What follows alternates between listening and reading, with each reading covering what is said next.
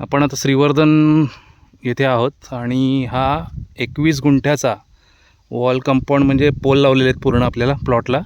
आणि हा पूर्ण फ्रंटेज आहे आपल्या प्लॉटला. मेन रस्त्याला, डांबरी रस्त्याला लागून प्लॉट आहे पूर्ण.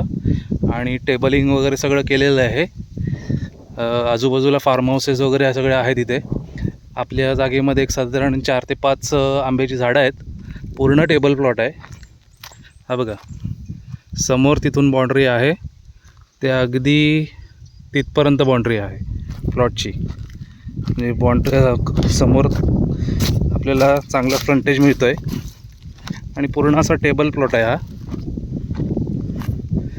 बाजूचाही 22 गुंठ्याचा विकायचा आहे त्याच मालकाचा, पण त्याला खाली उतार जास्त आहे, त्याच्यामुळे त्याला भराव आहे प्लॉटला. ह्या प्लॉटला भराव करायची काहीच गरज नाही आहे. शेवटची बाउंड्री दाखवतो तुम्हाला. पूर्ण लाल मातीचा असा प्लॉट आहे.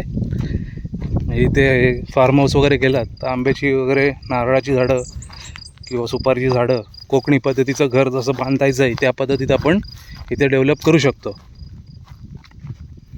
हे बघा, ह्या प्लॉटची इथे शेवटला बाउंड्री आहे.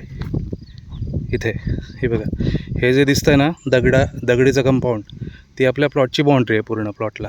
आणि असं चांगला असा सुंदर असा प्लॉट आहे डायरेक्टली.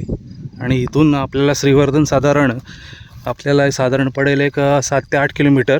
इथून आरावीचा बीच, जे आरवी बीच म्हणून फेमस झाले आता हल्ली, ते आपल्याला इकडनं साधारण एक 4 किलोमीटरवरती आहे. सुंदर असा प्लॉट आहे, पूर्ण माती प्लॉट आहे पूर्ण. लाईट कनेक्शन वगैरे सगळं आलेलं आहे. आणि सुंदर असं आहे. म्हणजे स्वतःचं सेकंड होम कोकणामध्ये पाहिजे त्याच्या दृष्टीने बेस्ट ऑप्शन आहे.